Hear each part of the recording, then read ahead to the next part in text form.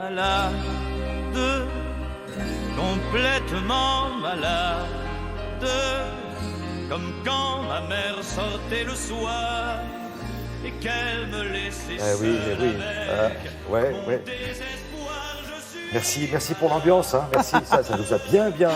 On n'avait déjà pas un gros moral, mais enfin bon, non, on n'est pas malade, on est très heureux d'être avec vous. Mais attention, bonjour Christelle. Bonjour Thierry. Les web docteurs sont sur Internet, et maintenant on est de plus en plus nombreux.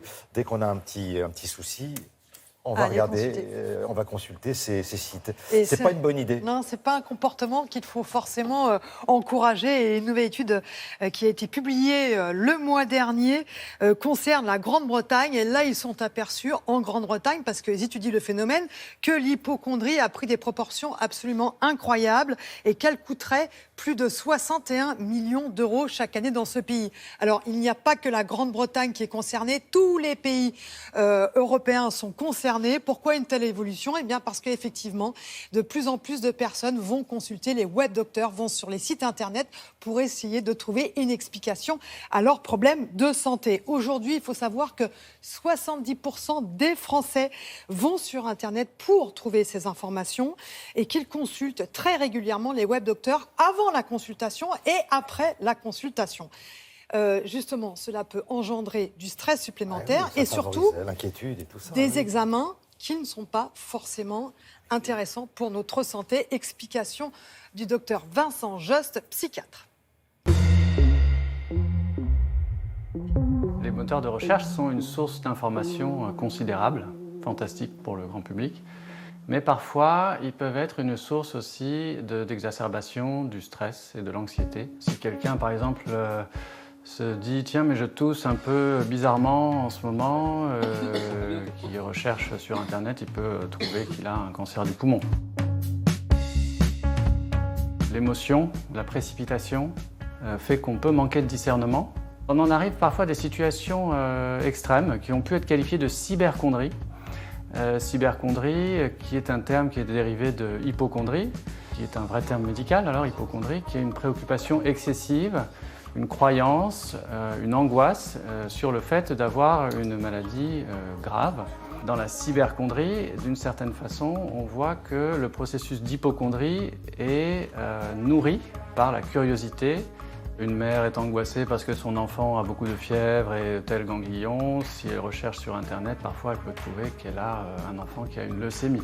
Parce que ce sont les choses les plus graves sur lesquelles l'accent est mis. Et du coup, on peut paniquer et on peut se retrouver à avoir des réactions qui génèrent encore plus de stress.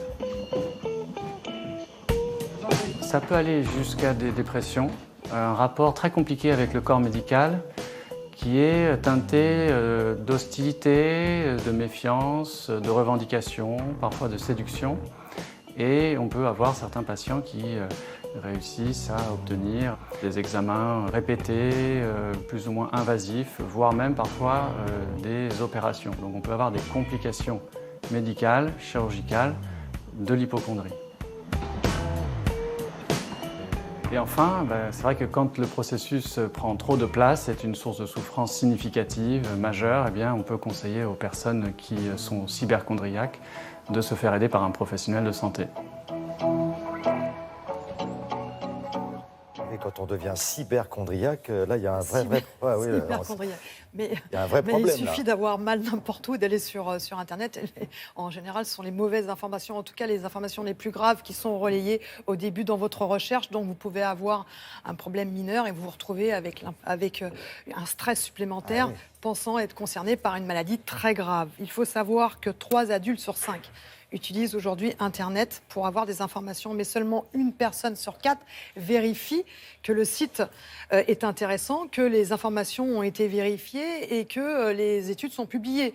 Donc en fait, on fait plus confiance à son médecin. Voilà, quoi. on va sur Internet sans aucun filtre, on ne vérifie pas l'information Internet et après, quand on va chez son médecin, on a trouvé une information et on remet en cause le diagnostic du médecin. Alors ça a été vu dernièrement avec une information qui qui est relayé sur Internet, sur le coucher des bébés. On explique que si on couche le bébé sur le dos, eh bien, ça peut engendrer le syndrome de la tête plate. Donc, certains parents remettent en cause le bien fondé du coucher sur le dos. Or, on sait aujourd'hui qu'il est important de coucher les bébés sur le dos parce que sinon, on augmente le risque de mort subite du nourrisson. C'est vous dire que les médecins sont aujourd'hui confrontés à un vrai problème de confiance vis-à-vis de ces sites.